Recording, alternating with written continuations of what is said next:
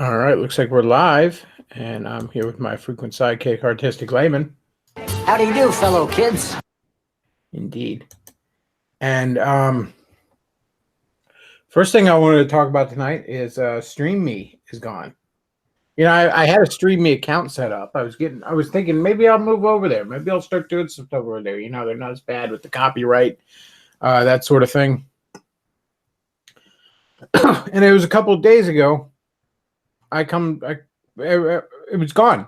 The website's gone. Pardon me. It's just gone. If you get like a 403 forbidden error. They've made no official announcement on like Twitter or anything like that. It's just the website's just gone. I mean, this was an official company. They were what, I guess a LLC or whatever. I mean, this wasn't just some guy in his basement running this shit, you know? And it's just gone.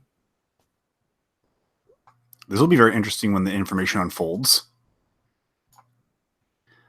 I mean, as of now, it was Medicare's main site. It was a lot of people's main site. It was the Ralph tour went there because they were forced off. They were forced off YouTube.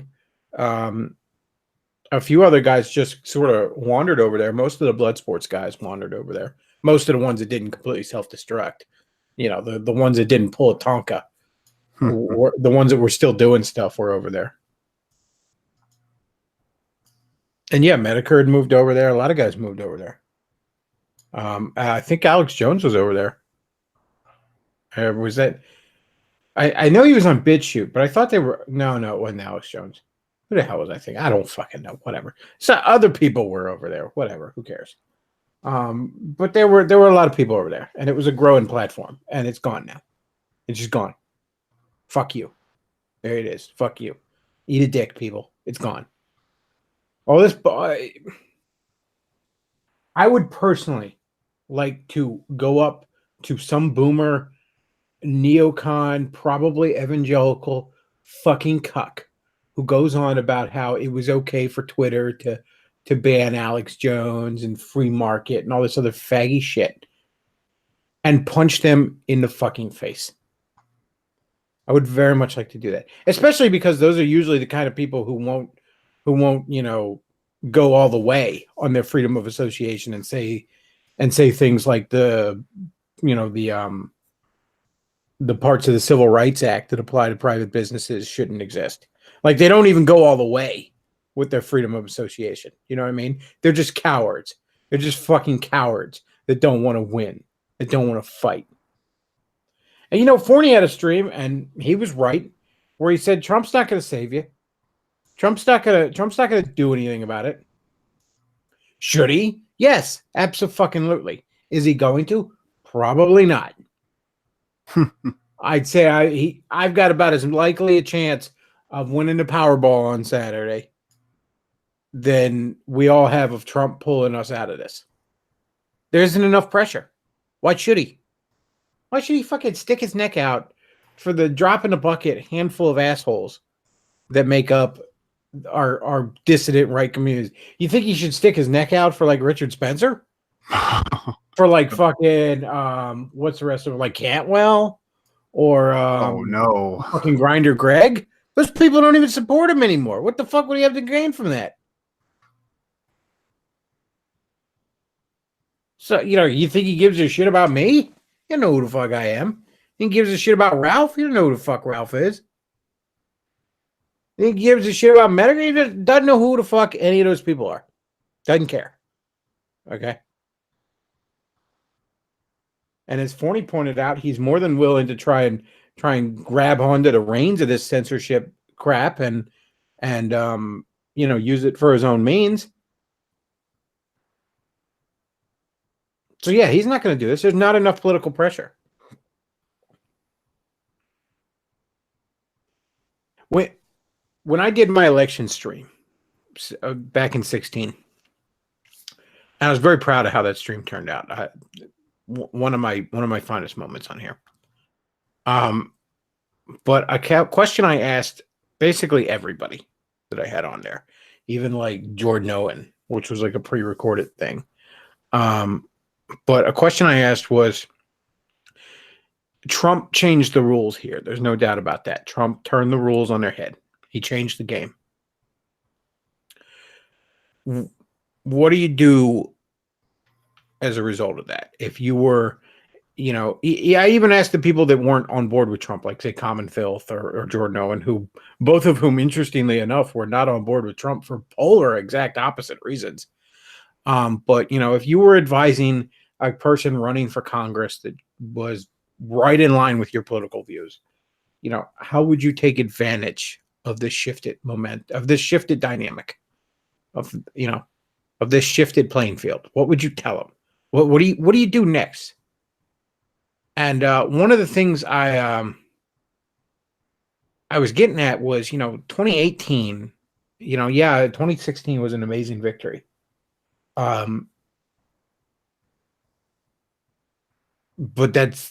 it wasn't the end of Daddy Trump wasn't going to come and save us all.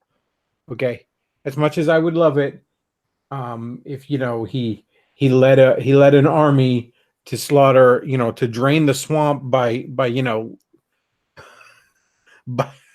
by cutting off some heads in Washington. Yeah, I probably wouldn't lose any sleep over that, but that's not going to happen. All right. People needed to figure out how to get in the Republican Party, how to primary out people in 2018, how to do that. The left did that shit. Far left idiots did that shit. Now, granted, far left idiots tend to have a bit more, shall we say, long-nosed billionaires funding them from time to time. But the point is, career politicians got primaried out by, AOC, Cortez, Alexandria Ocasio-Cortez. I'm pretty sure she worked at like a Wendy's a year ago, and she's in the fucking House of Representatives. All right. So why weren't any like non-cucked libertarians or even fucking Wignats or weird neo-reactionary guys or any weird esoteric far-right types? Why didn't any of them try and primary somebody out? Why didn't any of them fucking try?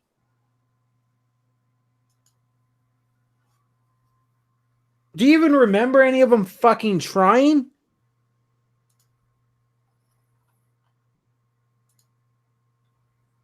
Nope. I don't. I sure as hell don't. I remember having stupid goon rallies, and I remember them fucking their mother-in-laws and beating each other up over it. I remember that shit. But I don't remember any of them fucking trying to run for so much as fucking dog catcher.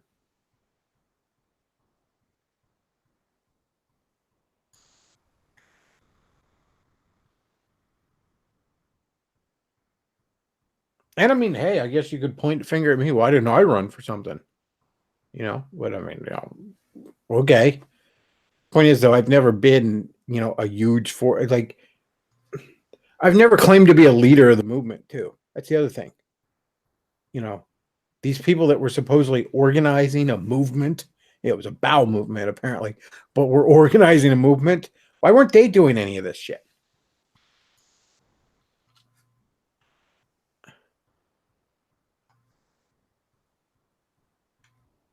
You want to make a difference politically? That's how it happens. Okay, you run for school board. You get involved in your local GOP.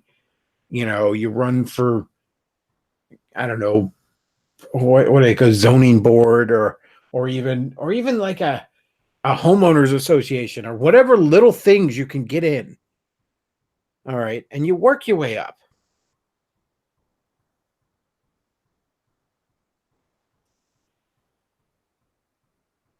So yeah, the online censorship is a damn shame, and it's going to keep ramping up.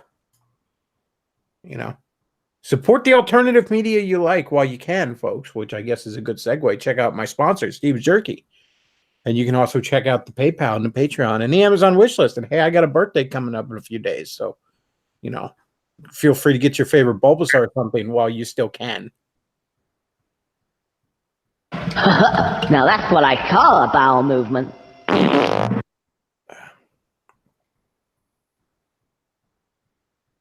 But yeah, if big enough names ever set their sights on me, I'm gone.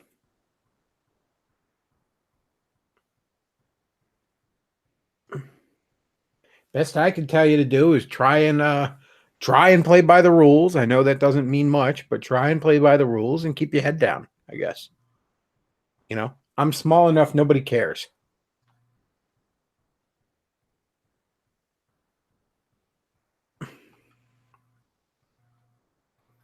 I mean, most of the people who got hit, let's be real, it didn't come out of nowhere. They pulled a stunt. Okay, yeah, you get hit with a little community guideline here or there. But the people that got really, really deplatformed, it's because they pulled a stunt. Now, was it right that they got deplatformed? No, absolutely not. But they pulled a stunt. Okay. Even Ralph, I love Ralph to death. Had him on this channel before.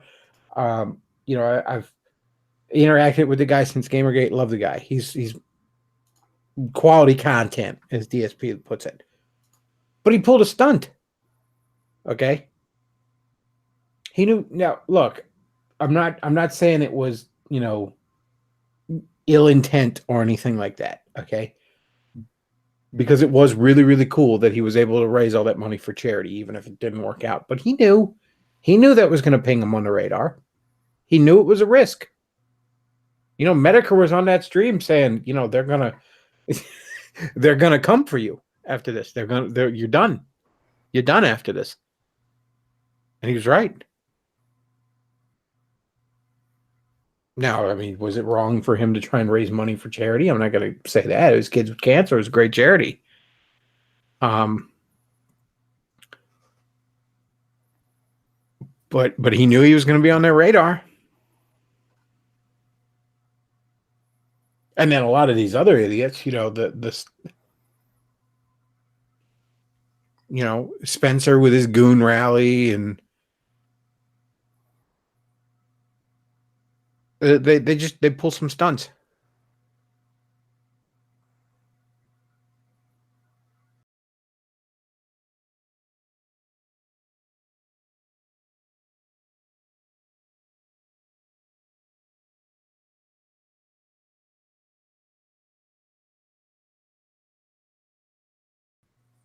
At end of the day, you're gonna have to keep your head down, guys, a little bit.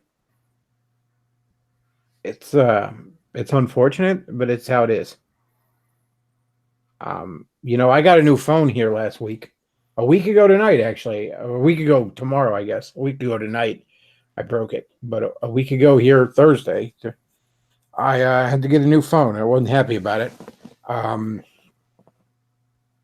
But I have this phone has a new IP. I guess I could set myself up to troll Twitter. I probably, if I wanted to. I actually kind of thought about doing that. I just, have use a buddy's phone number real quick to get it set up, and then boom, got myself a troll Twitter. And I could fuck with all kinds of people for like what, a week, and then it's gone. Yeah. It wouldn't last.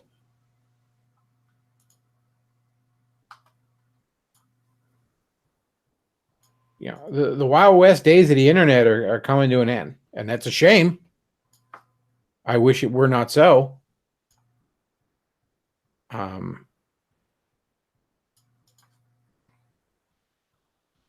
of the reasons I, for the longest time, was very, very much against any attempts to ban pornography. Despite recognizing that, look, porn's not good for you. It's not good for society. I do think there's some of my fellow Christians do at times over exaggerate how bad it is for you, but yeah, it's bad for you, and it's very addictive. And it being so readily available like it is, that's not a good thing for society. Back when you had to go to the dirty bookstore and you bought yourself a VHS tape and that kind of thing, that was a little different. That wasn't really too much of a strain on society. But when your mouse click away from a donkey show, it's not so good. But I was against for a very, very long time any attempt to ban it, and I still sort of am, because I recognized that it would give far too much power over the internet to people that wanted to silence things. But I've come to realize that that's a moot point now, isn't it? That's a moot point. Okay. I no longer feel the need to preserve to defend all this horrifyingly degenerate pornography for the sake of free speech, because what fucking free speech is there to defend anymore?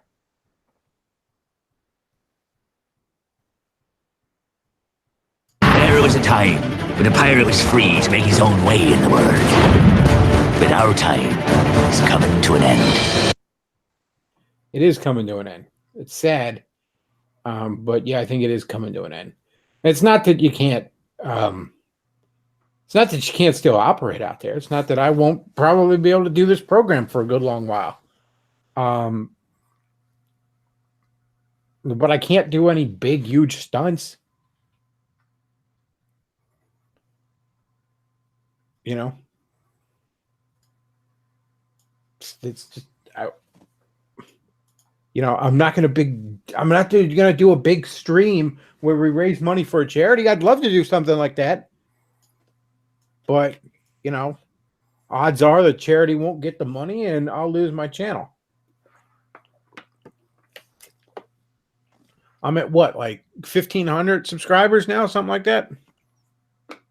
I don't even really keep track of the subscriber counts, but what? It's a few hundred views in a video, maybe a couple thousand if I'm lucky.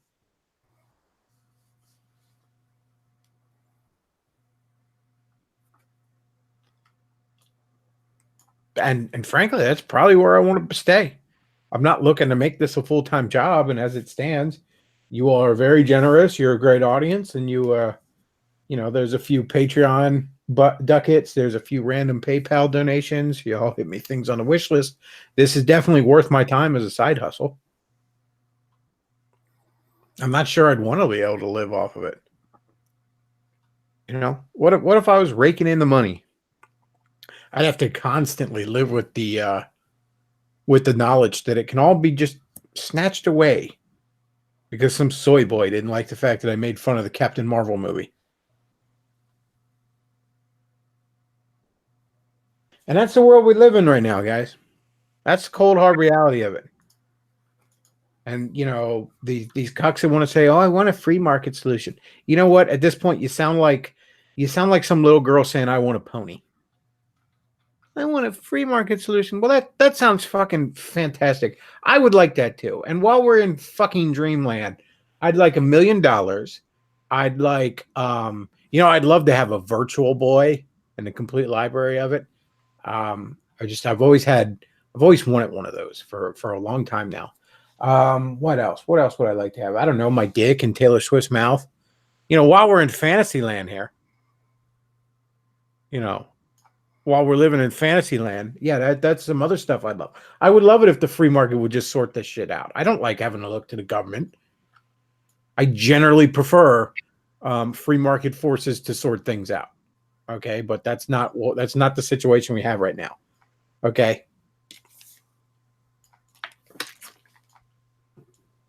You can't have a free market solution when you can't even have the financial institutions be neutral, okay? Then you don't have a free market, okay? You have chaos. You have third world cronyism at that point. That's not the free market, okay? And yeah, Chase Bank cutting conservatives off. Obviously PayPal and Patreon doing that shit. If you're not even allowed to do business, what free market solution could you possibly do? Make your own website, make your own payment processor, make your own currency. Go find a habitable planet or orbiting Alpha Centauri and colonize that. I mean, what?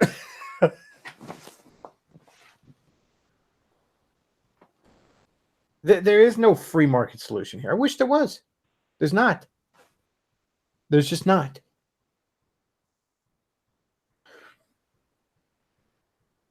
You know, Stream Me's gone. Who the hell knows why? Now, Gab is a dumpster fire because the guy running it is a bit of a jackass. But in all fairness, he's had to deal with all sorts of uphill battles over payment processors and domain registries and that sort of thing.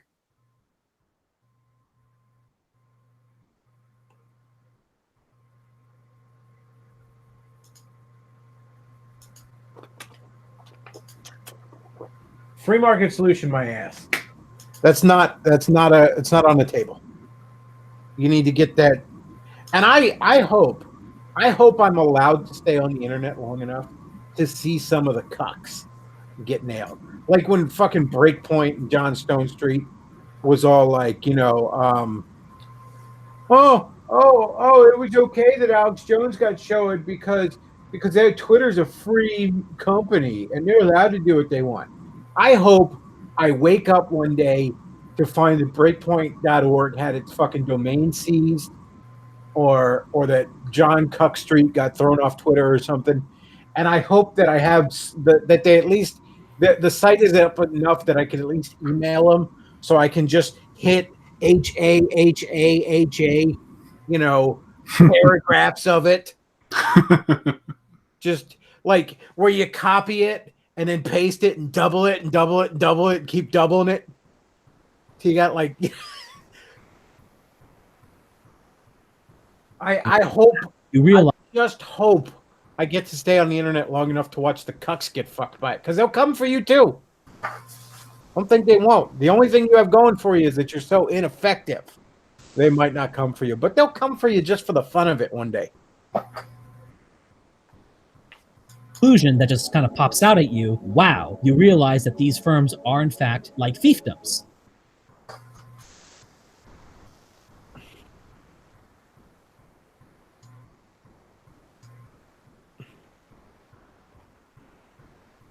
I mean, you look at how fucked we are economically. I mean, we got off the gold standard, and I mean, look, we all laugh about the $15 minimum wage thing, right? But let's be real, adjusted for inflation compared to what they were making in like the 70s or 80s, a McDonald's worker probably should be making like $15 an hour.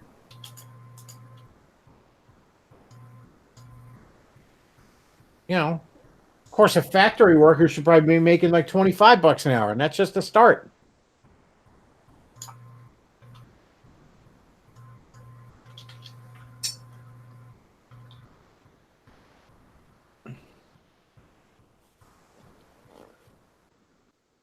I mean, yeah, Trump's given a little bit of a boost to this economy because his his economic policies aren't as retarded as Obama.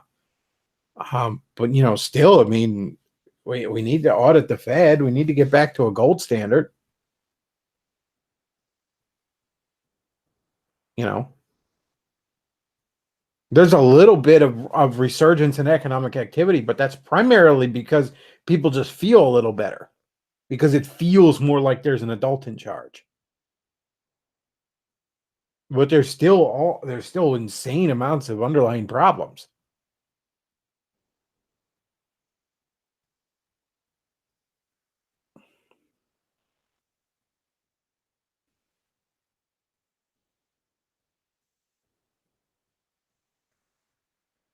On a happier note, let's just talk about, because like I said, folks, support the alternative media you enjoy. Okay. And I don't know what else to tell you. If you have don't even bother if you have a Democrat congressman.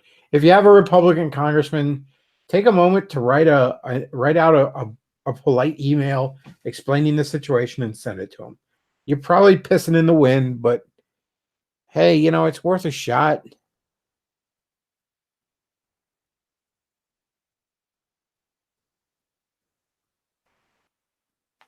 And beyond that, I mean, this is, trust me, I'd be pretty black-pilled if I didn't have my faith. I don't know. I know not everyone in this audience is a Christian, and I don't know how the hell you face a day. I couldn't imagine it.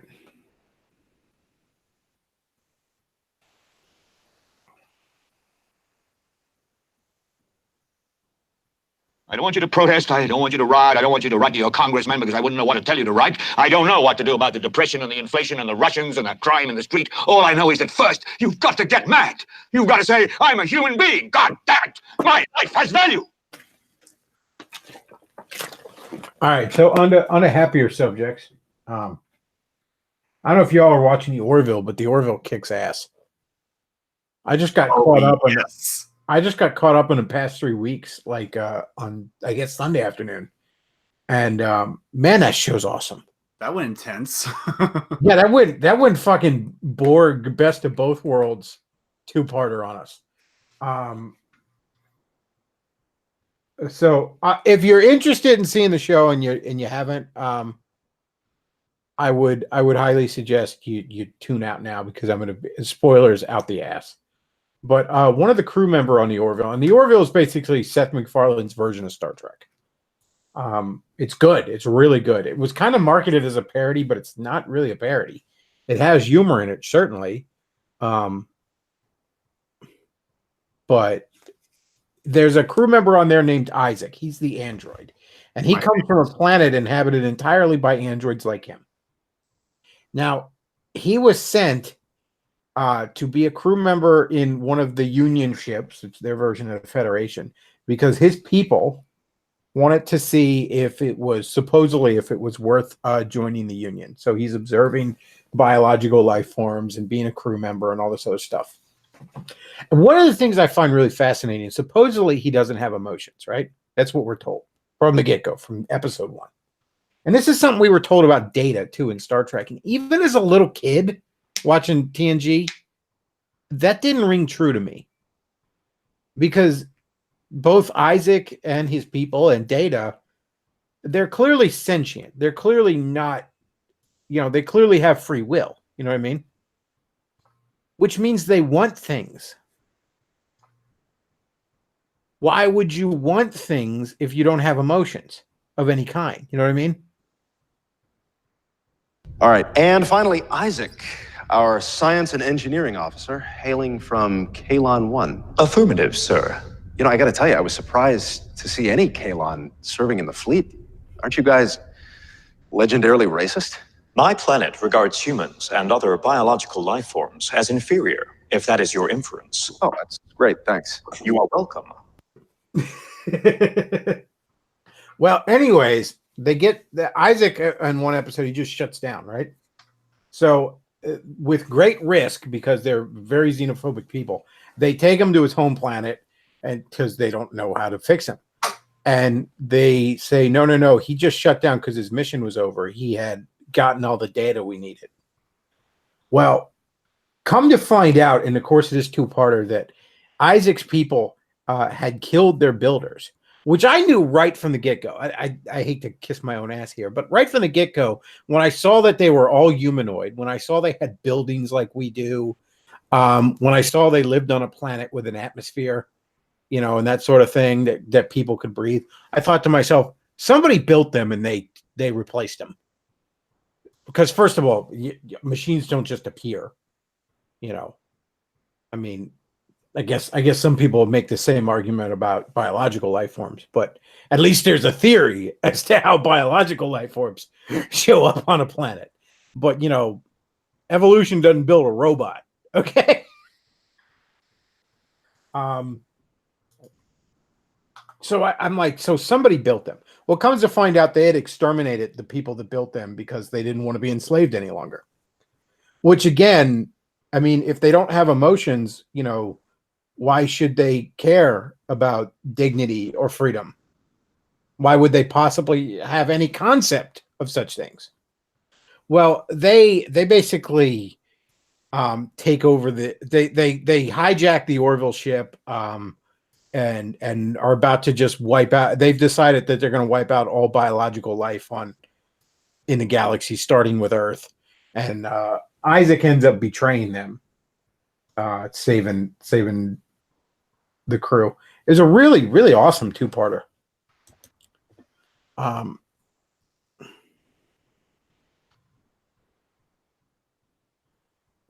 So yeah, I highly recommend the Orville if you haven't watched it. Somebody says cable in 2019. You know, if it were up to me, I wouldn't have cable, but I don't. I live with my father, and he's a boomer, and I can't get him off the TV. I mean, there's like 3 shows, maybe 4 shows I watch total. Like I'll watch Family Guy, and even that, I don't really care if I miss it, kind of thing. I just, if I remember, I check it. I watch Flash and Arrow, but I'm so far behind on that. I basically got to get caught up on Netflix. I missed the end of last season's, and then I haven't caught any of this one. What else? I watched the Orville, obviously. Most of those you could watch on online. Like I know Flash and Arrow, you could go on CW's website and watch them like the next day. So yeah, I wouldn't have cable if it were up to me. On my planet, when a program is not functioning properly, it is deleted. That's always an option. If you wish, I will vaporize them. No. Just awesome autistic moments. They're just so adorable. Oh yeah, the show in general is great.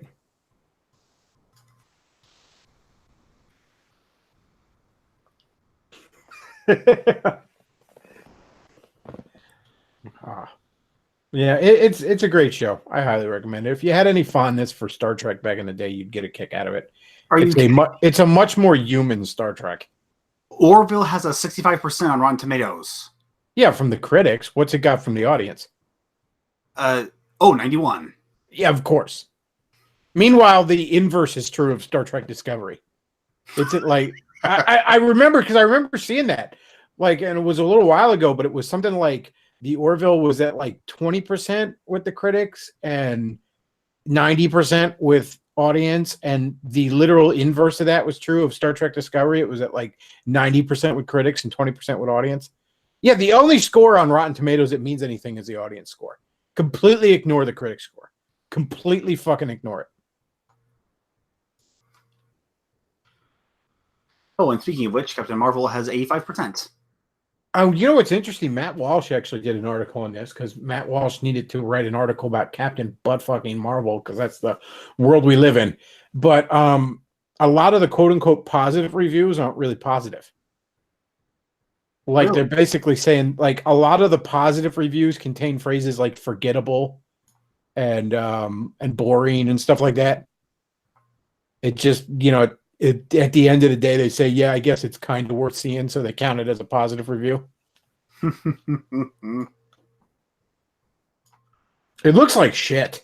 It really, really looks like shit. And I mean, I'm inclined to like a superhero movie, you know what I mean? But man, that looks like shit.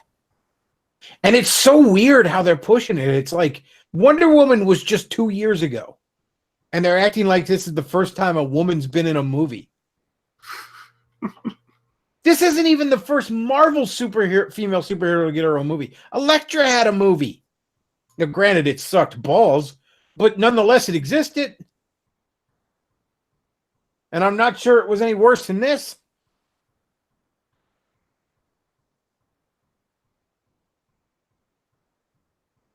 Somebody says they watched the Orville on Hulu. Yeah, there's plenty of places you can catch stuff other than traditional TV. And there's some stuff out there worth catching, guys. I mean, there really is. There's some comics worth reading. There's some shows worth watching. Enjoy them while you can. Enjoy them before they turn everything into fucking Captain Marvel here. And everything will be Captain Marvel and Star Trek Discovery and wait a minute. Disney Star Wars. I did a stream earlier today with Pastor Tom, and the percentage was originally 85. Oh yeah, there's actually I saw because there's a bunch of like comic groups I'm in on Facebook, and a lot of them like sort of, I guess, like one of them's for Comics Matter with your boy Zach. What did he used to be called? He's a YouTuber that does comics. I think he was one of those Comic Gates guy. Which is something I sort of steered clear of despite accidentally starting. Yeah, by the way, folks, I accidentally kind of started that. Remember the whole milkshake thing? That was my tweet that set that off. I'm the one who threw that match into that dumpster.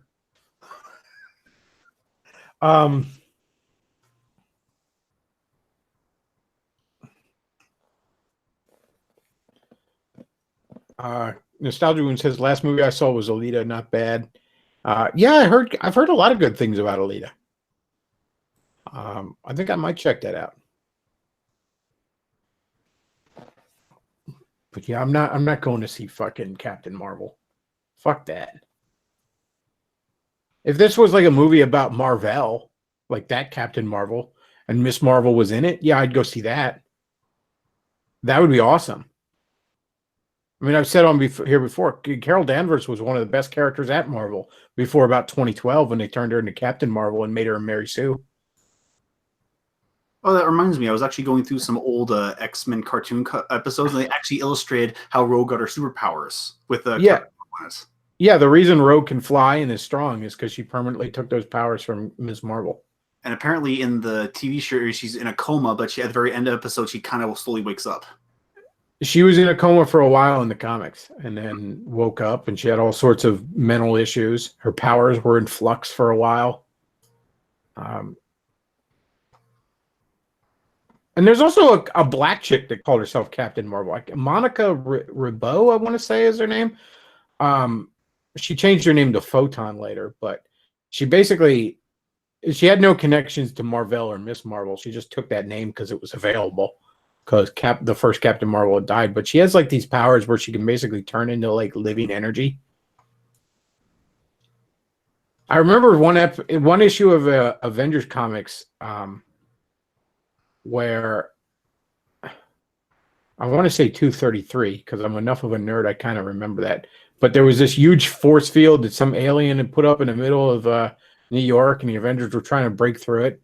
And like to get through it, like Monica like turned into energy, and she like flew around the solar system for a while until she gained enough speed to be basically at the speed of light, and then pierced it and then landed back down and pierced it that way. Because I remember there was something in there where it's like she doesn't like going that fast, even though being energy she basically can, because she starts to like lose her mind a little bit when she does it. Like she begins to like lose consciousness or focus or whatever. She starts to become not so much living energy anymore.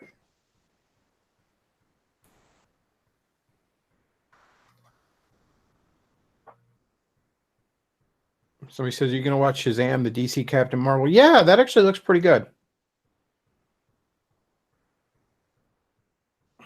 I don't know if I'll go to the theaters, though, to be honest. The theaters in my area are still doing that assigned seating shit, and I just really can't stand that.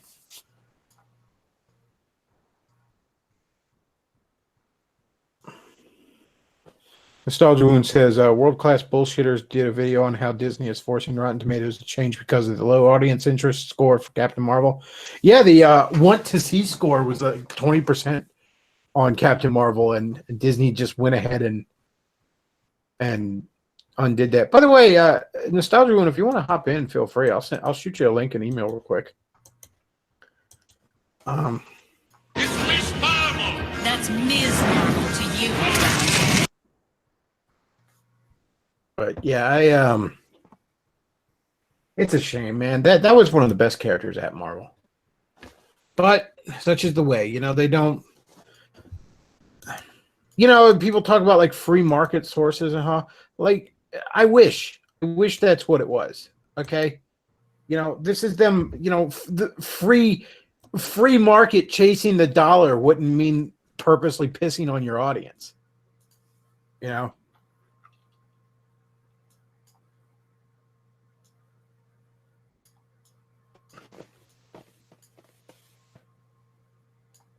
Oh, and the other thing is, I was looking at some people had they were showing pictures of like a bunch of unsold Marvel comics at these various comic book stores, and I mean I've seen a lot of Captain Marvel issues unsold and all, but the thing about the comic book like sales charts, you got to keep in mind is if you go to a comic book store and you see a bunch of like a recent fucking Fantastic Four issue that nobody wanted, and there's a million of them on the shelf, or worse yet, like Captain Marvel or Darker Miss Marvel or what else, like Squirrel Girl or something, just absolute dog shit comics, and you see them on the shelf there. What you got to understand is those count as sold comics on the chart, because the chart keeps track of what these comic book stores buy, not what they actually sell. Oh. Yeah, that's a major problem here. If you wanted to fix the comic book industry, which apparently nobody does, by the way. That's the thing. You know, you can come up with all these ideas of like, how would you fix television? How would you fix movies? How would you fix comic books? And more often than not, the answer is pretty simple. Like, you know, stop purposely shitting it up. Because that's the thing. The people in charge are basically purposely shitting it up. Okay? You can't tell me, say, like Ghostbusters 2016 wasn't made out of spite. Okay? The people, they just want to wreck things at this point. But if you were to try and fix something that would fix the comic book industry, would force a lot of it, is if Marvel and DC and the major publishers adopted a policy where they will buy back unsold merchandise or unsold comics after 3 months. That would fix some shit right there. Because then these poor little, and they're all small businesses. There's no chain of comic book stores. Every comic book store in existence is a small business. You know, maybe a few of the really successful ones have a couple of locations in that area. But generally, it's a little mom and pop small business. And that person, each month, they have to predict how much of what issues of what to order. That's why comic book stores love to get you on a subscription box. And they'll usually give you a discount based on the amount of books you're reading. But they love that. They're like, oh, you want to read Avengers each month? Well, tell you what we're going to do. We're going to make sure a copy of Avengers gets in your little subscription box. But, you know, you're kind of committed to buy it for us, you know, until you cancel it. They love that. I mean, I've had one at my comic book store basically since I was in high school. You know, there's not much on that subscription list right now, but nonetheless, there it is. I like it because I know I'm going to get the things I want. They like it because they know how much they're going to order of stuff. But they shouldn't have to go through those kind of hoops just to be able to have stock. No other business gets to do that. You think the movie studios were able to fuck over places like Suncoast and FYE that much? No.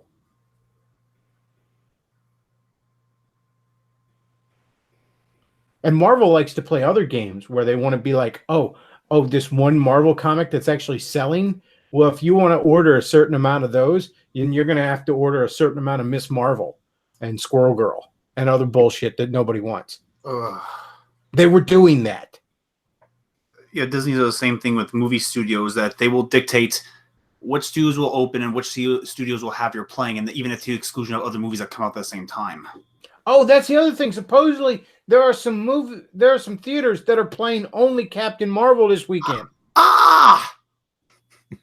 You talk about some Orwellian shit. Like, no, you will like this shitty ass movie. Just all Captain Marvel all the time. It's just like there's an old Angry Video Game Nerd where Rob the Robot turned all of Angry Video Game Nerd's NES games into like Gyromite and Stack Up.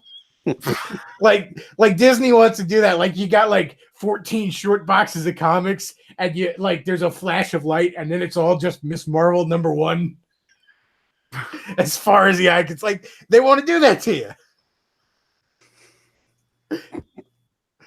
What's that? I'd like to order a copy of Spider-Man, please. Oh, you'd like to order 3 copies of Squirrel Girl right away. Like they want to fuck you so bad. It's like, how about you just give me the thing I want?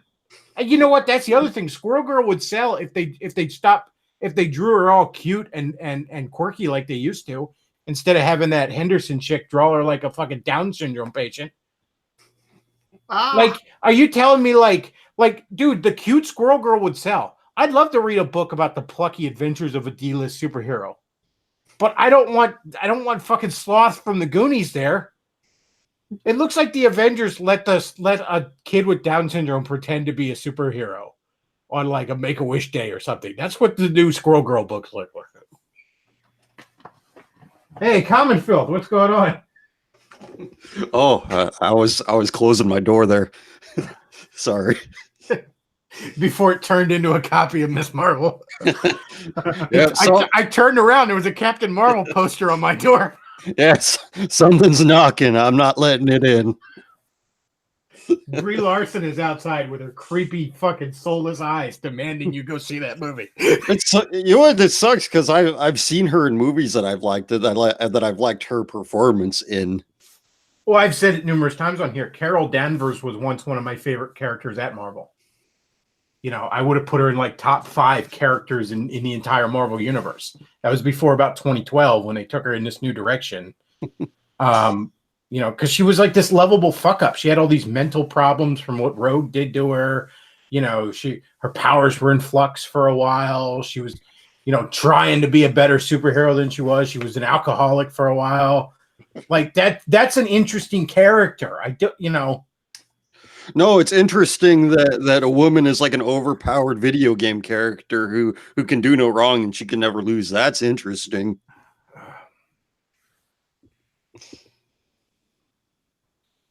Like there's like one scene in like the Miss Marvel series from the mid 2000s was really good, and there's like one scene in the early issues where she's trying to fly to some small town is getting attacked by the Brood, which are these evil aliens in the Marvel universe. They're basically Marvel's version of xenomorphs.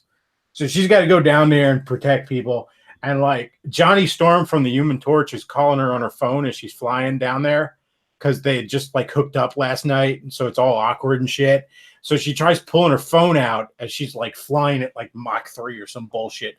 So it rips her phone right out of her hand because she just fucked up. You know, she's like, oh, I'll take my phone. Oh, that was dumb. Now my phone's gone. Like just little things like that in the comic are just so, it just makes it all so human and you actually care about them. Well, it's Disney's promoting an agenda. They have something very clear in mind that they'd like to promote, and it's really like politics. And really, the line between over the last year, I've realized that there's really no difference between business and politics. Like it hit me last night just how deep it goes by watching that World Class Bullshitters video about how Disney's actually forcing Rotten Tomatoes to change how they track movie quality. It's just they have so much money that they don't need to like not piss people off. I mean, Disney managed to make Star Wars not profitable. I didn't think that was possible. Like a few years ago, I would have thought, you know what, Star Wars fans have no taste. They're never going to give it up, no matter how bad it gets. And then after Episode 8, they finally started to say enough's enough. Which, hey, I didn't think you guys had it in you. You know, I good on you. But I mean, think about that. They managed to make Star Wars not profitable. That's shocking. And you know, everybody likes to point to like, oh, well, the reason it's because they flooded the market with too much Star Wars stuff. It shouldn't have made Star Wars movies every year. That's not the reason. If you're making decent movies, you can flood the market with as much of those movies. You know, you can, if they were good, you could make a Star Wars movie every month from now until the concept of cinema ceases to be. And people would have kept going to see it as long as it was good. It's not that the franchise just naturally ran out of steam. See, that's like a cop-out answer, they like to say. Oh, that's what like the defenders of it like to say. Well, the franchise just naturally ran out of steam.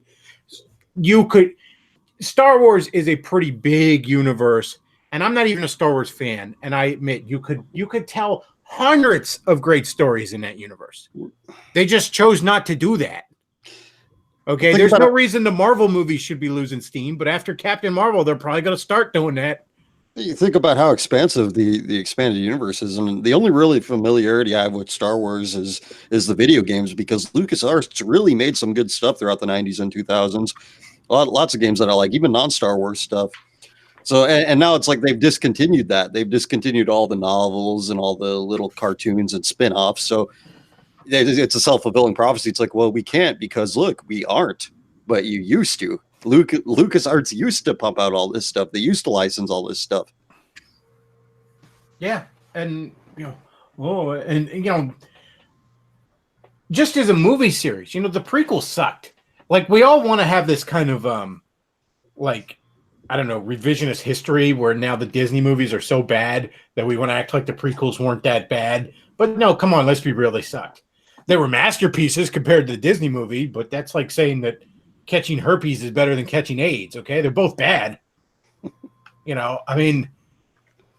But people still lined up every one of those prequels. You would have thought when episode 2 would have rolled around, no one would have showed up.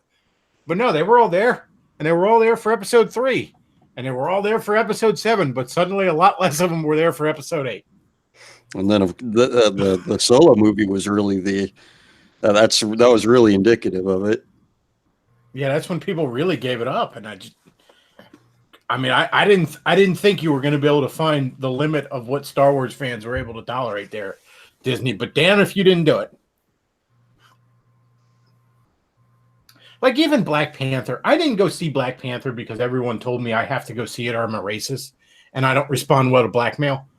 And I'm also not a big fan of that character. Like, whatever. I kind of like him a little bit because I'm a big Avengers fan, but it's hardly in my top list of characters. But you know what? It didn't look like a really bad movie. And I'm probably going to watch it on DVD at some point. It's probably going to be fine. But Captain Marvel actually looks like a genuinely bad movie. And at least with the Black Panther stuff, the actual marketing of that movie wasn't obnoxious shit-lib stuff. Like, there was a bunch of like soy boys on like Kotaku and stuff that were running their mouth about it. But the actual people in charge of the marketing and the actual actors involved weren't assholes. But with Captain Marvel, like, every time this Brie chick opens her mouth, I want to see this movie less. I want to go to the counter and ask for 0 tickets. That's what I want to do at this point. I want to go up to him. I said, yes, I would like 0 tickets, please. I want to hand her my Visa card and say, can you charge me $0.00? I want it to appear on my bank statement. Yeah. Yes, I would like 0 tickets, please. Because I can't wait to not see that movie. It's like people wonder, like, when is it, it Stars running out of steam, but it's like we're on year 11 of the Marvel garbage. It's just endless. I can't believe how long it's gone on and people aren't sick of it yet. If it was still good, people wouldn't get sick of it. That's the thing. That's what's so staggering about it. Like, all these companies have to do to make money is stop being shitheads. Like, they don't even have to be super creative about it. Like, it's Marvel, okay? There's like 50 years of established canon you can adapt, okay? Like, people already wrote those stories for you. All you got to do is translate them to film. But they can't even do that.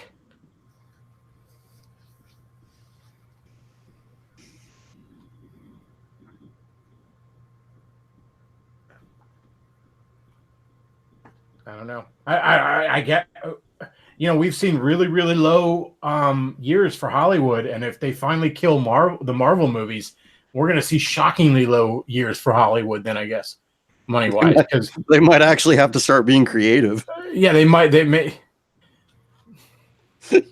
Making movies that are actually different and unique and interesting.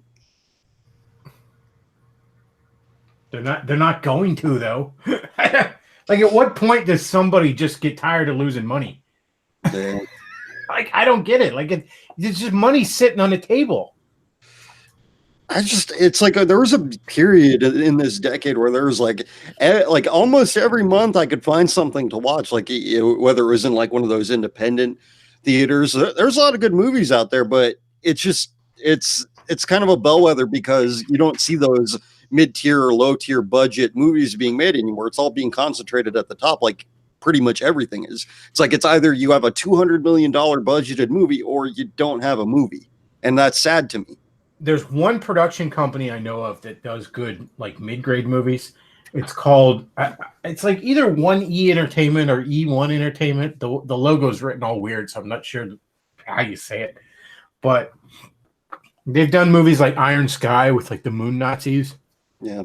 They did like a Christmas Horror Story. They've done a lot of movies like that. I discovered them because I saw Iron Sky at like Target on DVD. And it catches my eye immediately because of the box art. And I'm looking at the back of it. It's like going on about moon Nazis. And I'm like, well, you have my attention. Like this DVD is $15. I will pay $15 just to check this out. I'm that curious. And then I they had one of the little inserts in the DVD packet with a bunch of other movies you could check out. So I went online and ordered a bunch. Like there was one like Devil's Rock where it was like the story of it was like some horror story where like this like Allied soldier in World War II, right? He shows up on this like castle where the Nazis are hanging out, and like all the Nazis are dead except for one guy. And he gets in this corner, he sees this Nazi, and it's got this like hot demon chick, and she's like in a circle of salt in the corner that he's got her trapped in. And the Nazi explains that like we summoned this demon chick because we were ordered to, because we're Nazis, and she killed everybody, and I got her trapped, and you have to help me send her back to hell. And then she's saying like, no, don't listen to him. He's trying to get you to do a spell that'll make him control me. So this poor Allied guy's gonna be like, do I trust the evil Nazi or the demon chick? I don't know what I do here. But it was an interesting little kind of psychological. I mean, it wasn't great, but it was an interesting little horror movie because who's manipulating him more? So he's got to sit there and figure out what to do. And that's just an interesting little concept. And you don't see that from a lot of, like there's no way a script like that's gonna get a $100 million budget. And that's unfortunate because interesting experimental stuff, or at least just somewhat off the beaten path. That's where you're gonna have to find it. Is you're gonna have to find it in a home video setting.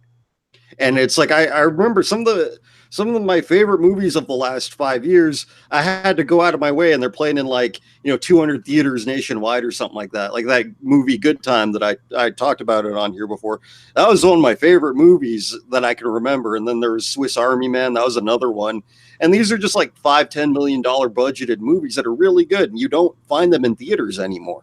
Yeah, I remember like in the 2000s and the early 2010s, there was a lot of movies like that. Like there was a movie called Adjustment Bureau with I think it was Matt Damon in it. But like there's like these, it's never explicitly said what they are, but they're sort of like angels. It's these guys in suits that like magically move through these doors, and they're constantly messing with humanity to like try and force the like the flow of history in one direction or another. And Matt Damon because he's like a politician, he discovers that these entities have been manipulating him. So he's trying to like, regain some, and it's just interesting concepts like free will and predestination in it. And it's just a really interesting movie. And, I just kind of happened to catch a commercial of it and decided to go see it. Or like 10, 15 years ago, I think it was, I saw some movie called Changing Lanes with Ben Affleck and Samuel L. Jackson, where it's like these two guys are on the way to like different court hearings, and they hit each other on the highway, and now they're both late to those court hearings, and they accidentally swap briefcases, and they're so mad at each other over this and now they have each other's name, that they start doing this weird like tit for tat revenge plot against each other where they just ruin each other's lives. And there's like all sorts of like really oddly enough Christian themes of redemption running all through it. And you just don't see a lot of movies like that. The kind of movies where it's like they come and go and nobody talks about them, but you just don't see them make anything like that anymore. You need a middle market for that stuff. It's like, think about Napoleon Dynamite, if you remember that. Yep. That was like something made for like $500,000, and it ended up being this cult hit. Like, not even cult. It was a mainstream hit. I think it made like $50 million at the box office. It was a cultural phenomenon. And it's like, good luck finding that again. Yeah, you go back into the 90s and you see like, like Clerks with Kevin Smith, this black and white little slice of life film that just got made out of nowhere and made that guy rich, you know? You just don't see that stuff anymore. You know, they just... I love Napoleon Dynamite. Yeah, I remember a bunch of times in the 2000s, I'd go to the movies and it'd be like nobody there. You know, it'd just be the letter. Like, I remember seeing Euro Trip when that first came out, which that's a funny movie, and that's another one nobody talks about. It just sort of got lost. But I remember seeing that, and I can't remember which one I did first, but like I saw it one day with my dad, and then like the next day I saw like basically the same showing with my girlfriend, or it might have been the other way around. But like each time we were the only people in the theater.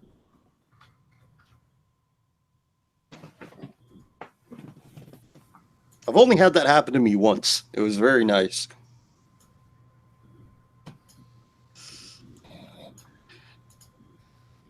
I mean, I think the last time I saw a movie in a theater that wasn't a superhero movie was Passengers, which it had the guy from it had Chris Pratt in it and Jennifer Lawrence, and it was like this spaceship was taking everybody to this new planet to colonize. It was like 100-year journey, so everyone was in suspended animation, but Chris Pratt's character wakes up because of a malfunction. See, I know exactly what kind of movie this is just by looking at this Euro Trip thing. It's like, I like to call it brocore, where it's like, you know, like that vaguely douchey frat boy thing with like, yeah, boobs, romp. It's a sex romp. Oh, we're getting to wacky situations. Like, that stuff kind of made me roll my eyes, but I miss it now. Oh, I miss it so much, man. I miss those guys. And man, Michelle Trachtenberg was hot as hell back in the day. But it's just, yeah, it was just a funny, goofy, stupid comedy, like full. And I miss those. I really, really miss those. You ever it was watch, like around the mid 2000s when those just sort of died for some reason. You ever watch Blue Mountain State? I don't think I've seen that now. I have seen that. Yeah, that's like the last of the brocore shows. That's a really funny show. You should check it out. I remember. I guess you could say The Hangover was kind of the last one of those. And before that, you had stuff like Superbad, like Waiting with Ryan Reynolds. That was funny as hell. Yeah, I like that one a lot. Van Wilder was pretty good. But yeah, those just sort of faded around the late 2000s, and they just. I think the best one though is Grandma's Boy. Grandma's Boy was friggin'. I remember that. Was special. I love that movie. And it's like the main like villain in that movie is like this transhumanist guy. He wants to be a robot. I miss that. I miss those kind of movies. Those goofy ass kind of R-rated comedies. Well, I remember when I was like 12 or something, and this was like, you know, mid 90s. I was like 12 or 13, and my dad just decides I'm old enough now, so he just decides he's gonna, you know, show me all those raunchy R-rated comedies from like the 70s and 80s. So, you know, in like a weekend, I'm watching like Caddyshack for the first time and Animal House and movies like that. You know, Stripes, stuff like that. Just real classic stuff. The problem now is like you can't really make those kinds of movies without making fun of people. You can't poke fun at anybody because, you know, for all the reasons that we all know about. It's just you can't have comedy without conflict. Yeah, you know, comedy's got to be, you know, it's got to be at someone's expense. You know, right? And Grandma's Boy specifically, it's just shitting on nerds the whole movie. It's not done in like a way that where it's like condescending, but they make fun of them. And it's really good. Well, that guy that was in Harold and Kumar and the Indian dude, and you know, he was in that documentary recently where they complained about Apu on The Simpsons. Like, people forget, like, his first major role was in Van Wilder, where he played an Indian, just horrible Indian stereotype who was literally named Taj Mahal. Not to mention, like, you're gonna get all uppity about The Simpsons. Well, the Bechtloff. There's no such thing as an Indian guy that runs a convenience store. It's a non-existent stereotype. That has never happened ever before. I love how they're so mad about it, and yet Apu. And granted, I haven't watched The Simpsons in over a decade, but I love The Simpsons back when it meant something. And Apu was like the most positive character on that show. He was one of the most stand-up members of the community on that entire show. Right, he had a wife, he had a bunch of kids. It's like, Yeah, how is this a negative thing? Just because he talks with an accent? Penis. Not to mention the unflattering, and sometimes outwardly critical, depictions of countless other demographics on The Simpsons, such as cops, Christians, the developmentally impaired, people with alcoholism, the elderly, American Southerners, the 1%, liberals, conservatives, lawyers, doctors, educators, politicians, celebrities, Scots, Italians, cheese-eating surrender monkeys, people with one giant hand, Millhouse. You know the Bloodhound Gang has a song where it's just nothing but Ralph Wiggum quotes. That's hilarious. Oh, dude, somebody showed me something the other day. I can't remember the meme, but like the one it was one of those things like ruined my childhood thing, and they showed a picture of Ralph and then like Chief Wiggum and the police, the two police guys behind him, and they're like, Ralph isn't Chief Wiggum's son, and they showed how the one guy behind him has the exact same hair as Ralph. And he's just like, oh no, you can't unsee that now. Well, to a lesser extent, I had that with when somebody pointed out to me that Bobby Hill and King of the Hill looks exactly like his grandpa, and basically acts like him too. Oh, jeez. I mean, it's not saying like he impregnated Peggy or whatever, but it's just like Bobby does not take after Hank at all. But yeah, you can't have stuff like that anymore. I'm amazed at how much. Well, Seth MacFarlane in general, in many regards, has been very un-PC in his humor. Like, yeah, he's kind of obnoxious fedora half the time, but he's like really disdainful of he's extremely disdainful of transsexuals on Family Guy, and despite the gay rumors that plague him, he has no problem taking shots at the gays. But like even in the Orville, they hide some of that humor in there. Like there's like an alien on the ship that's like a blob, like it's just a blob. It's voiced by Norm Macdonald too. It's one of the best characters. But like the captain and the first officer are talking about stuff, like crew stuff, and they're like, Yasset was the character's name. He's like, Yasset was asking us about family leave, and like the captain's like, is he thinking of splitting in two? And he's like, we're not legally allowed to ask him that.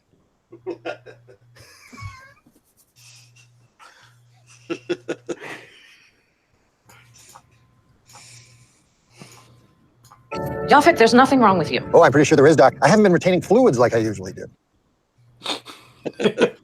Norm Macdonald's the best. Oh, dude, I love when he went on The View and said Bill Clinton was a murderer. He's supposed to be just like pimping his sitcom or something, and he just on live TV is like Bill Clinton's a murderer, and everyone's like all like pissed off at him. He's like, what? I thought everyone knew that.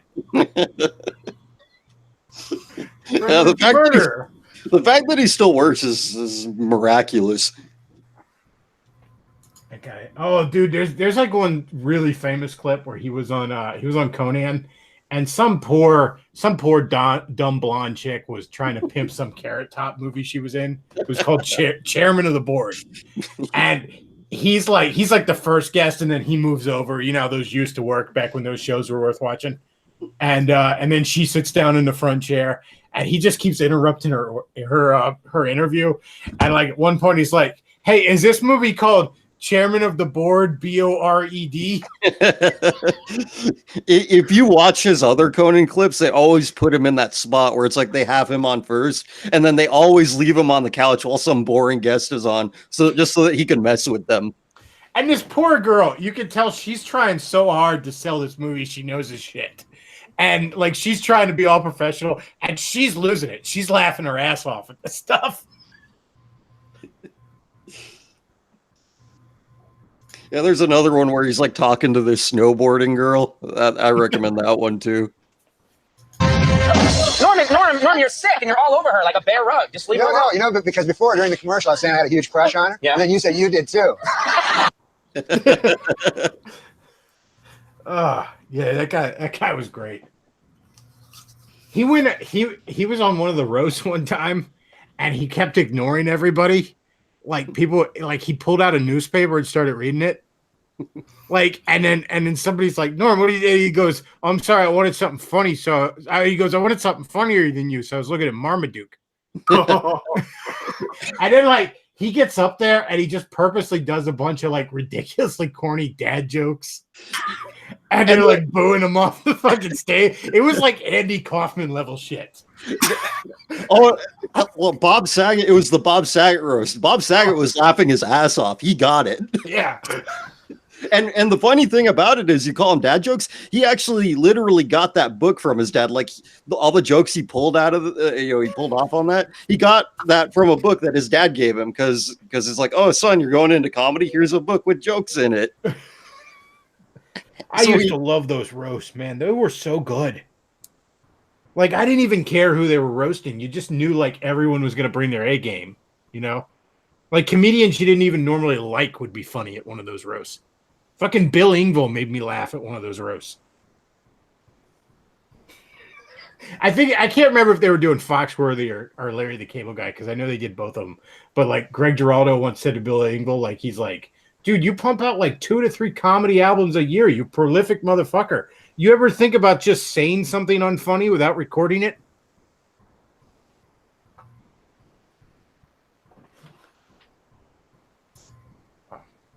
I remember at the Pamela Anderson roast, they kind of like weren't all that mean to her. But then when she was just a guest at the David Hasselhoff roast, they were brutal to her. Like one of them said, like lists off like all these famous like skis bags that she's fucked, like Dennis Rodman and Tommy Lee and shit like that.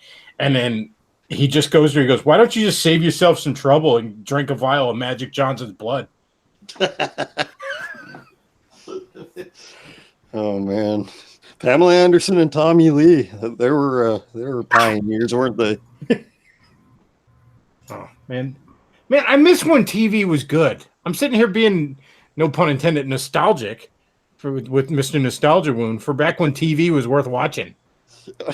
I'm feeling that way about the internet. I'm looking at the internet turn into TV.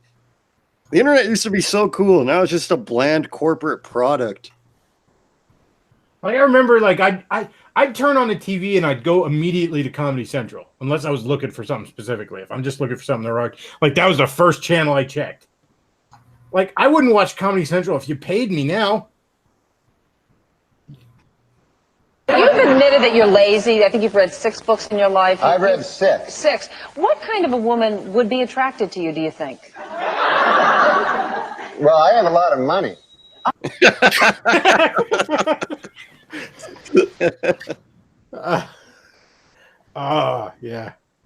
I don't know how much of his podcast you watched when he had that, but that was premium content. I first discovered Norm Macdonald when I was like 11 or 12 and I was first starting to like stay up late and watch those kind of shows, and I first started watching Saturday Night Live, and he was the Weekend Update guy at the time, and it just blew me away at the time, and I was just a kid, you know, but like I can go back and watch those Weekend Updates and they're still amazing. Like that was probably the best Weekend Update that show ever had since. I mean, maybe some of the Dan Aykroyd stuff was almost on par, you know, but he was probably the best they ever. He came on and hosted that show after he like left it, and he has this monologue about like, I was really confused when they asked me to host the show because Lauren fired me for not being funny enough. So I thought to myself, did I get funnier or did the show get worse? Well, it's the latter. And he's like it's really bad. He goes, there's this one guy. Well, you'll see him. My favorite Weekend Update joke was like, oh, here's the pie graph of like types of car accidents men and women get to. If you'll notice, this pie chart doesn't add up to 100 because a woman did the math. and then he goes, and you know, the crowd's booing and hiss, and then he's like, you know, that joke was written by a woman. Now you don't know what to think.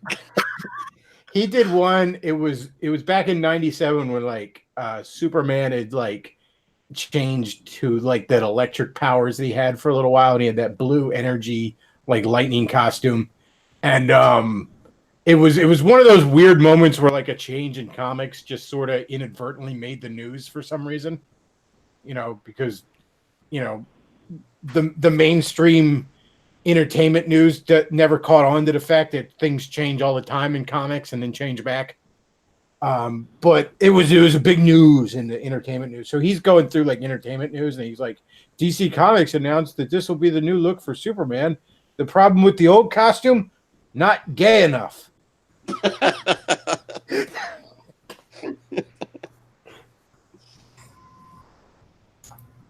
Yeah, that guy was just funny as hell, man.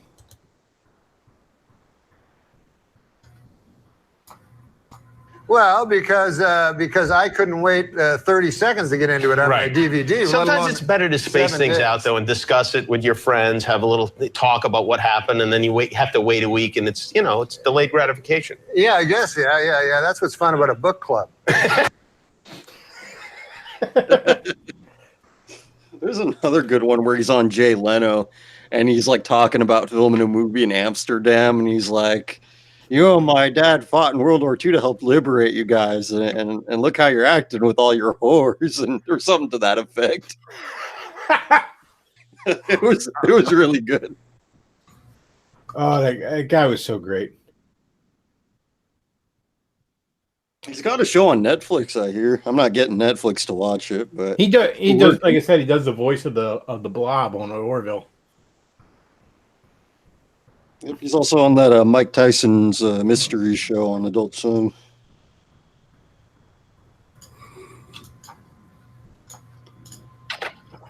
Who are you? I'm Callista Flockhart. Who the hell do you think I am? I'm deaf. Yeah, I love Norm Macdonald. And he never got really like he never pushed out or really sold out that much. Like, like Jimmy Kimmel back when he was on the Man Show was hilarious, and Jimmy Kimmel now is insufferable. Jimmy Kimmel wants to lecture us all about sexism when he made his name being the guy who has girls on trampolines. Yeah, and Doug Stanhope was like a host of Girls Gone Wild.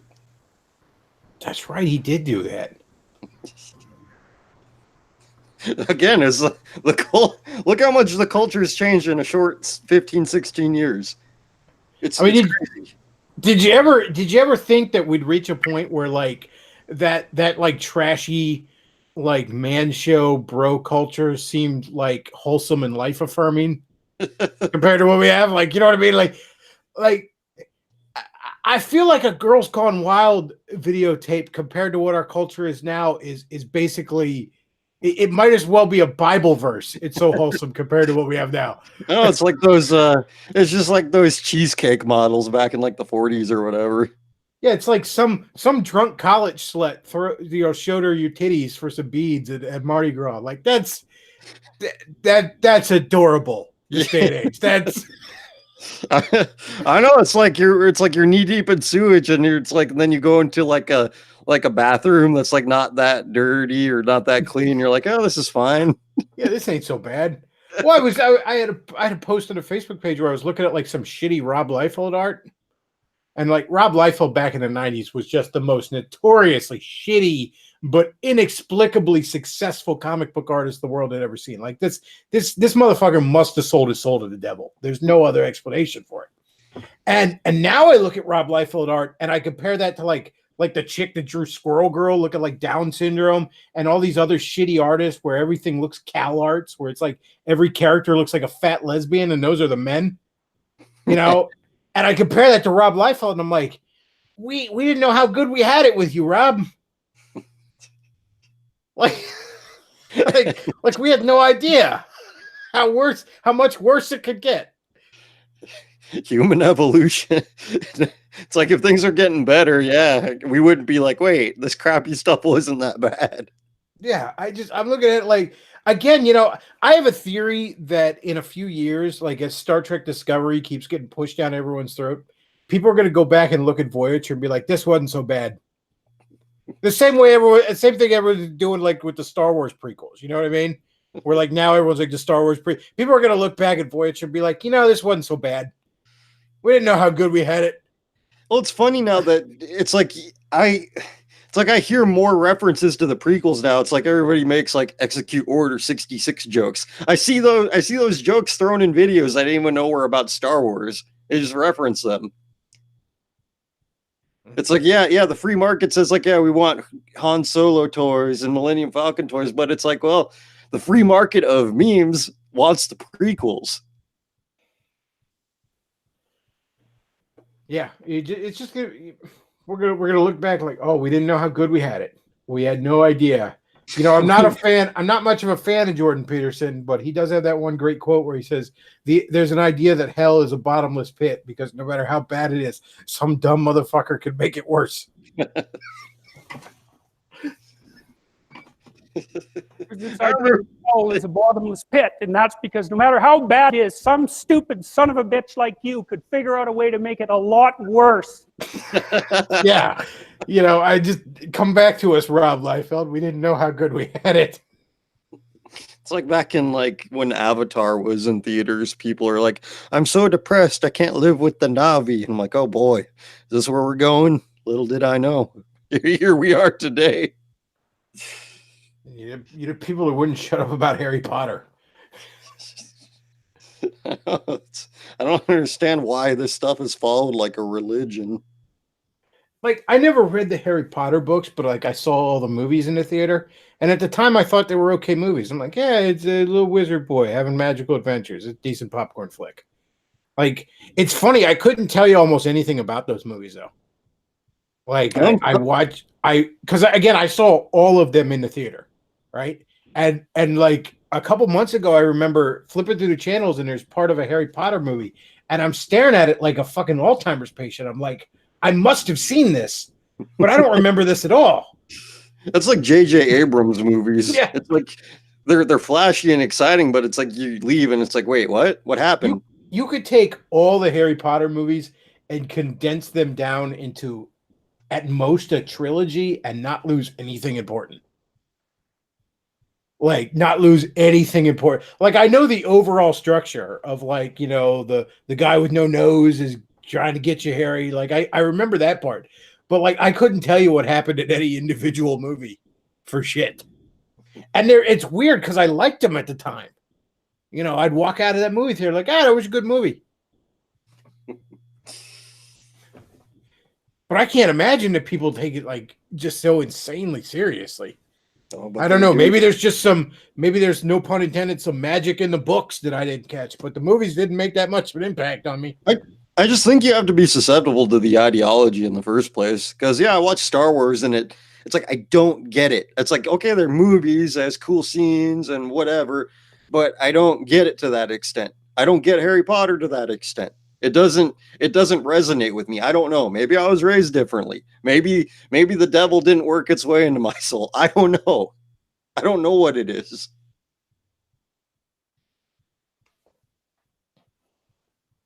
Yeah, I never really got Star Wars that much either. Like, yeah, I like the original trilogy. They're really good movies. Okay. I never got how it stayed so popular for so long. Well, now it's like the whole concept of dark side, light side, good versus evil. There's a channel. It's like a parody of Red Letter Media. It's called Hack Fraud Media. This guy does even better Plinkett videos than Mike does. Everybody should go check that out. I've been watching them for the past couple of weeks. And he said that in the cartoon, like in one of these computer animated cartoons of Star Wars, they're introducing this concept where it's like, both sides are wrong. Both sides are bad. I'm in the middle. I just use the Force. I'm not dark or light. Base centrist, am I right? I was going to say, I didn't know Sargon existed in the Star Wars galaxy. That's where they're going. It's like you're rendering this whole mythology moot. I mean, it would be an interesting concept if you just sort of showed them as being like insufferable fence sitters instead of trying to glorify it. That would be kind of fun. Just like these amoral retards.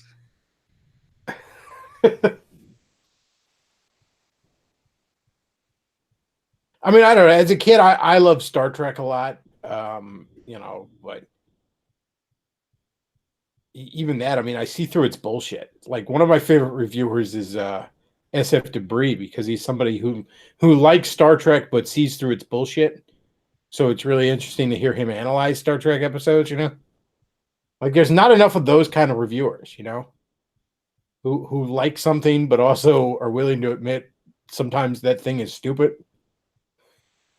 You know, like normal people.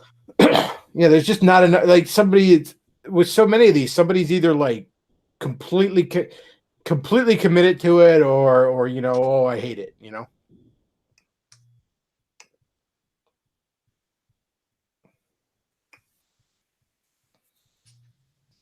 Oh boy, it's Steven Universe. Yeah, Luke likes that show for some reason. Oh no. But see, that's the thing about Luke. Luke is such a sweetheart. Luke sees the good in things, and I honestly think when Luke watches a show, he sees the show it could be. Like I honestly think Luke just sees the like concept there and just imagines the show he would make with that concept. I guess Steven Universe with all the lesbianism, and it would be Adventure Time before it got taken over by lesbians. Well, that's the thing. In this kind of political climate, you can't do, just broadly, you couldn't really do any kind of sci-fi where you sort of like explore, like, what if an alien was only, you know, they were only all one sex, or what if they could change their sex at will? You know, what would a sentient civilization be like under those conditions? You can't do that anymore without all sorts of weird political baggage. Oddly enough, it was the element that made Steven Universe was also the element that gave us the Marceline the Vampire Queen, all that lesbianism implications. Yeah. I mean, the idea of having, you know, an alien race that they're all one single sex is an interesting idea. But, you know, it's an interesting idea for, you know, telling a sci-fi story, not for trying to get kids to shove things up their butts.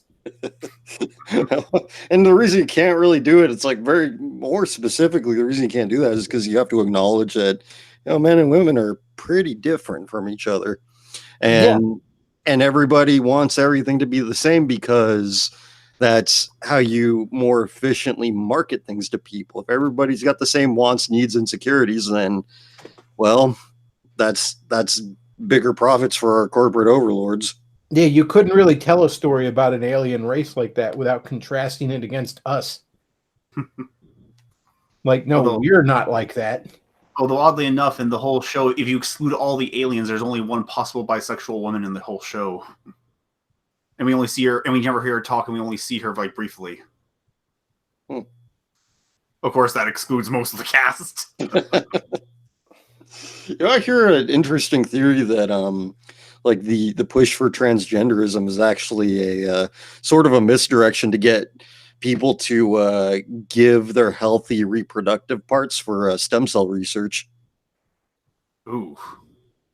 So there's something to think about. Not many next level Alex Jones shit there. That's something to chew on. I've only heard it from one person, and it's not really anywhere out there. Nobody's really talked about it, but there's nothing that would surprise me at this point. Like, if somebody proved to me tomorrow that Planned Parenthood is run entirely by vampires, and they're doing this for a steady supply of human blood, I'd be like, well, at least I finally now know why they're doing it. Well, it's crazy because, and the reason like this, you know, this theory is out there is because a lot of the early stem cell research was actually made possible because of these crazy people that are like, oh, you know, I have a uterus, take it out, here are all my eggs, or you know, something to that effect. It's like when it was very nascent and very fringe. It's like they're getting these parts. It's like, well, what do we do with them? There's a I don't know why this reminded me of it, but there's like a Deadpool story where somebody, like, I can't remember who, but somebody had like followed Deadpool around from like one battle to another for a while, and like managed to like pick up pieces of him that had gotten cut off, and you know, he would regenerate because he had that super healing factor. But they like saved all the pieces in in like froze them until they had enough of them that he threw them together and he grew like another Deadpool, but he didn't have enough pieces. So like this Deadpool was completely like insane and evil, like just flat out like sickeningly evil. And I don't know why, but it's just like all that weird Frankenstein shit. like maybe that's what they're doing. They're just trying to make a true Frankenstein. I don't know anymore. It could be, again, it's like a push. I don't know if you heard about this, but apparently the Twitter CEO outed Zuckerberg as like some weird Satanist. I wouldn't be surprised. I mean, look at that guy. I don't know if you talked about this or heard about it, but he claimed that like Zuckerberg killed a goat with a laser and then served it cold, like chopped it up and served it cold to people at a party. There is none of it would surprise me at this point. I mean, what were we talking about earlier? That like all the people in charge of these companies would have to do is stop being shitheads, and they'd be look at all the money they'd be making. You know. But they made it. They literally sold their souls to the devil. You almost can't explain their behavior any other way. It's like this is the only. It's like these people aren't that clever. They're not that intelligent. It's like Mark Zuckerberg. It's like people have a very short memory, so that nobody really knows that he just ripped off MySpace. Like, remember the aliens in They Live? Those were absolutely benign dictators compared to what the fuck we got running things now. Right. And these people aren't particularly intelligent. And that's the sad part. Yeah, I wouldn't. None of it would surprise me anymore. None of it. Like, I mean, I joked about like the abortion industry being run by vampires, but at this rate, like that would be less evil because at least they'd just be doing it because they need to eat. Yeah. You know? Right. Like, yeah, it's a pursuit for immortality because they know where they're going when they die, and it scares the hell out of them. So it's like that's why you're seeing this push. That's why you're seeing it's like people are literally buying teenager blood and injecting it so that as in some pursuit of a fountain of youth. That's what our elites are doing. Yeah, the whole lot of them. It's unreal. Like I said, none of it would surprise me anymore. No, none of it would surprise me.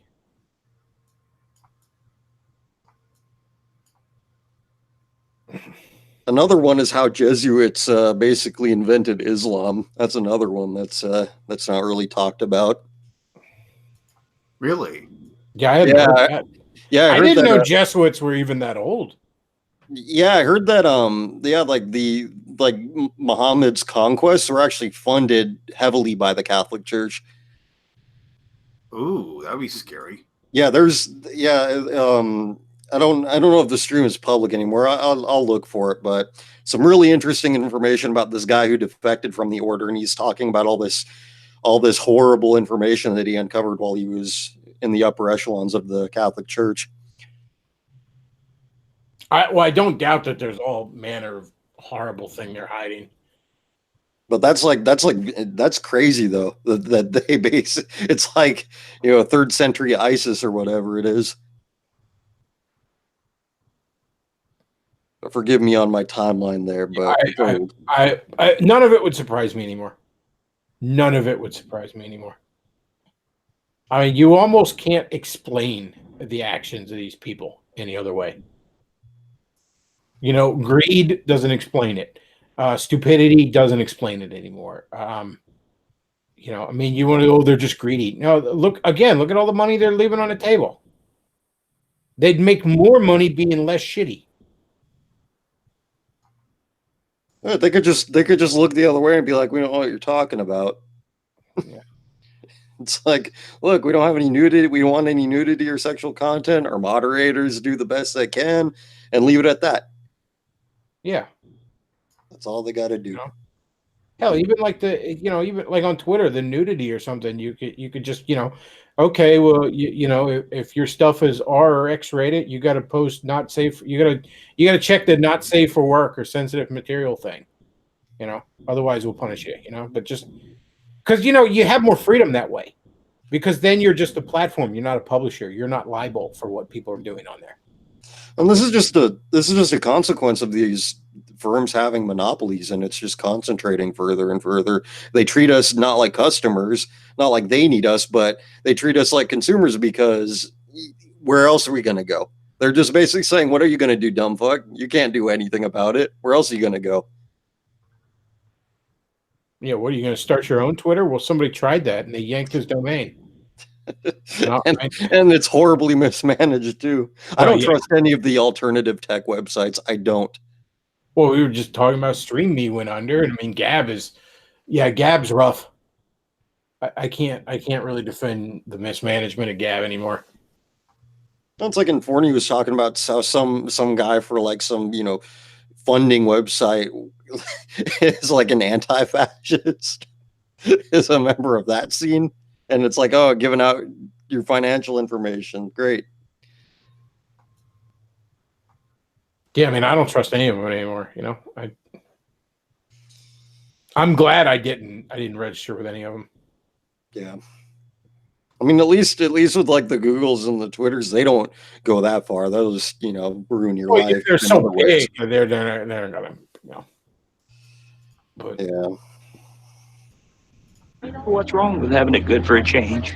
And they're going to let us have it good if we just help them. They're going to leave us alone. Let us make some money. You can have a little taste of that good life too. Now, I know you want it. Hell, everybody does. Do it to your own kind. What's the threat? We all sell out every day. Might as well be on the winning team. Again, though, the aliens in They Live were absolutely benign compared to what we have. What does it profit a man? That's all I'll say about that. Yeah. Like I said, these people they'd be better off if they were less shitty. We've talked on here before about how, in the porn industry, they purposely, they push types of pornography far beyond what the actual demand for them is, the more degenerate forms of it. You'd literally be making more money being less shitty. Time and time again, you see that from these people. You can't explain it, which is great. Yeah, they got a bargain to uphold with a very dark rule. And I see somebody said that the Jesuits didn't exist until the 1500s. Yeah, I'm conflating some information there, but yeah, it was a former Jesuit who revealed a lot of this information. Well, Islam, I think, came about around that time. It wasn't the 3rd century. It was right, something like the 14th or something like that. Right. To clarify, it was a former Jesuit who, I guess, discovered a lot of this information and divulged the Catholic Islam connection. It's an interesting subject. I got to research it more.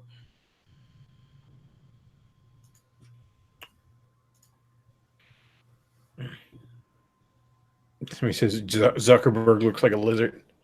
He does look just like so insanely awkward. And have you seen that picture of him where he's walking and he's got the Xavier Renegade Angel walk? Oh yeah, dude. There's one where it's like he's at some like parade or something with his wife, and he's got one of those like baby harnesses where like I guess his kid is like strapped to his chest thing. Yeah. And it was one of those memes where it's like, Mark Zuckerberg human talk kind of thing, where he's like, "Hello, fellow humans. I am enjoying a human activity of a parade. Do not be alarmed by the small face coming from my chest. Like all humans, I only have one head. That head belongs to a smaller human who is tethered to my body for normal human purposes." Yeah, there's Luke with the save there. Look at this picture.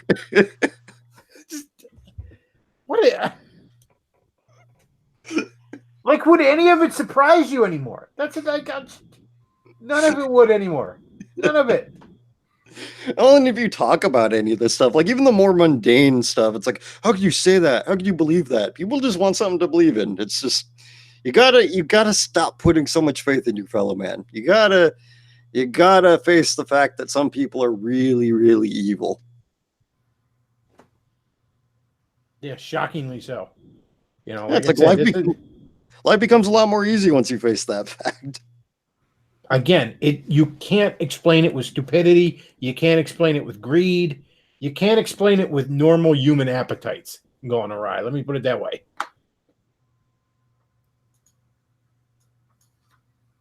There's that saying where those are just the sins of men. What we're dealing with here are the sins of demons.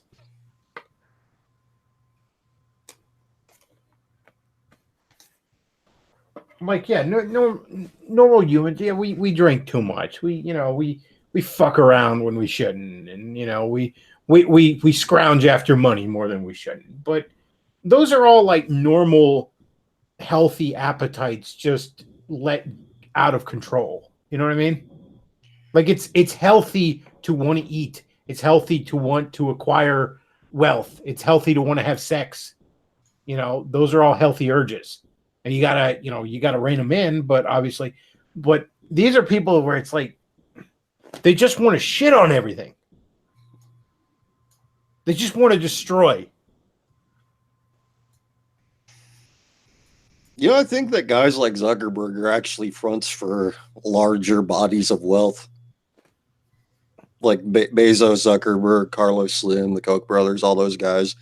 I think that there are people richer than them. And that they just sort of exist to normalize the idea of people. Oh, they're worth 100 billion. Oh, worth 150 billion. It's a slow trickle to the fact that at some point we're going to have trillionaires, which I think we already have just by virtue of who owns the central banks.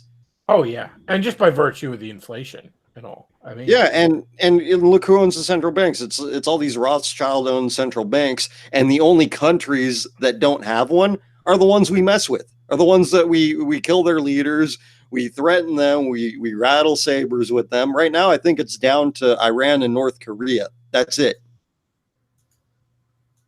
It used to be Libya, but Libya was a part of that list, but we know what happened there. If I'm not mistaken, I'm pretty sure the last president that seriously talked about dealing with the Federal Reserve and taking a look at that, I seem to remember his brains ended up all over his limo. Back and to the left. I'm sure that's just a coincidence, though. It was just one guy. Shut up! How dare you? You're not patriotic.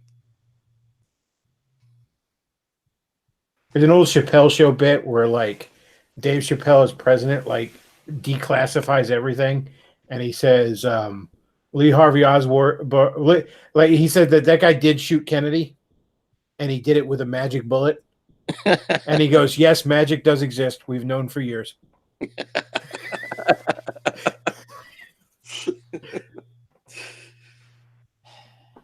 like, I just wonder at what point does the public start facing facts like, there are your myths and there are your realities. Myths are nice to believe in. They're easy, they're comfortable, but at what point do you admit it? At what point does the public become comfortable admitting it, that something's not right here? I find more and more people are comfortable with the conspiracy theories and all that other stuff. And it's collapsing on itself. It's like people say like, oh, conspiracies are dumb because all it takes is one person to blab. Look at the Steve Wynn thing and all of his transgressions. Look how long they covered that up. Yeah, people don't believe what they don't want to believe. And yeah, Alex Jones said something once where he said the biggest hurdle I have when I'm trying to convince people of something is people just don't want to be a conspiracy theorist. I've noticed this. I've noticed that people don't accept the truth as it is. They only accept information that puts them on a certain side of the cool spectrum. It's like, well, yeah, there's the guys that they just want to feel smarter than everybody. They're the guys that end up being the flat earthers or something, where everything's a lie. Gravity's a lie. Fuck you. Antarctica's a lie. But yeah, information is just a costume to them. It's not reality. It's not being on the side of truth. It's not gaining an understanding of the world. It's, well, who do I want to be associated with? What scene do I want to belong with? It's like a high school clique. But these are grown people who are like, I don't want to believe that. How could you believe that? That's so this, that's so that. It's like the whole Pizzagate thing. It's like, have you ever seen people refer to pizza as like, oh, I want a hairless pizza. I want 15 minutes of pizza. Like, who talks like that? A hairless pizza. Well, don't we all? I don't want my pizza to have fallen on the floor either. Oh wait, we're not talking about pizza anymore, are we?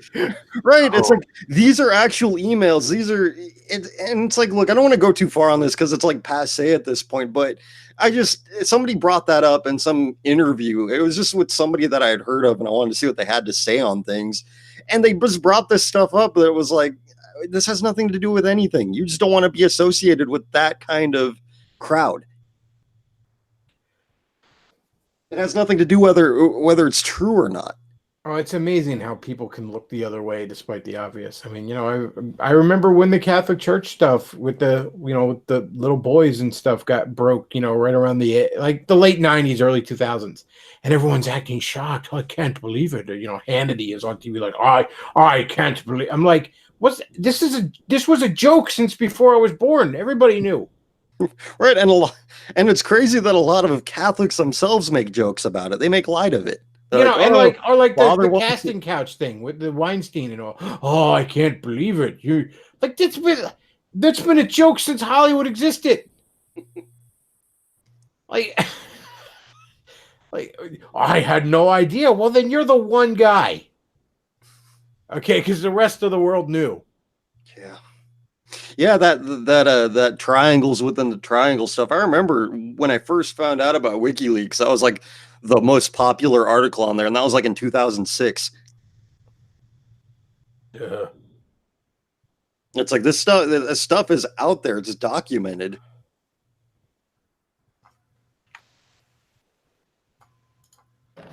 That a myth is like an air mattress.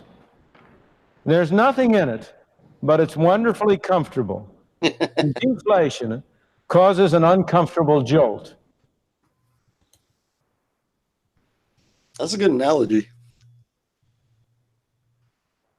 All right. Well, I think I've gone on long enough. This was a pretty good show for tonight. Like I said earlier, folks, if you enjoy the show, do consider supporting the show. We got the tip jars down below, PayPal, Patreon, and Amazon wishlist. And hey, I got a birthday coming up a couple of days, so get your favorite Bulbasaur or something off the Amazon wishlist. And also, there's the sponsor. We got Steve's Jerky, which I'm pretty sure is not a company run by satanic pedophiles. So enjoy you some Steve's Jerky, because it may be the last company in existence not run by satanic pedophiles. But Steve's Jerky is delicious. So do check out Steve's Jerky. And yeah, that's about all we got for tonight. Common Phil, thanks as always for hopping in. I feel very honored. I'm like the one stream you hop in on. Yeah, because you're the only one that talks about normal stuff. Well, I try. I mean, I'm pretty fucked up at the end of the day. But I'm at least aware of that. I mean, I'm not discrediting. It's like I listen to Forney stream all the time, but it's like I like him as the singular voice, talking about whatever he's talking about. That's always been like my favorite format. I don't like messing with that. Yeah, but it's like in this too is like, oh, I actually get to hear somebody talk about some things that don't have anything to do with how horrible the world is. Well, I try. I mean, I can't focus on that all the time. I don't have the attention span to focus on like one thing, period. Like I could probably have a more successful channel if I just focused on old games or comics or something, but I don't want to. Yeah, but even guys who started out doing that, they like branched out into reviewing old weird videos and reviewing budget banquet TV dinners. I mean, I'll be talking about current events one day, and then the next day I'll be like, Kim Possible was a cool cartoon. Isn't there a remake of that now? Yeah, there's a live action remake. Oh boy. It's actually not bad. It's not as good as the original cartoon by any stretch. It was like a made for TV movie, but there was a lot I liked about it. And it wasn't full of soy and paws, so it had that going for it. I just saw there was a bunch of little kids. Like I saw the advert on like my Fire Stick. I'm like, oh no, I'm not sure about this. It was pretty good. The characters playing like Shigo and Dr. Dragon, like the actors doing them, they legitimately made me laugh a bunch of times. It's worth a watch. I mean, I wouldn't say go out of your way for it, but if you like the original show, it's worth a watch. Yeah, sure. You know, and like I said, just the mere fact that it wasn't full of soy and paz was that was a small blessing right there. It slipped through the cracks. You know, Kim didn't have an abortion in it, so that was. Damn it! You just put it into the ether. Now it's gonna. Yeah, happen. that'll be the sequel. That force field is 100% inescapable. Why? Because the off switch is all the way up there. Don't tell them where it is. Shingo. Yeah, there's a bunch of times that movie legitimately made me laugh. It's a bit of a slog in the first act, but it's still worth watching. All right, well, that's about all we got for tonight, folks. I want to thank you all for listening. Bechtloff out.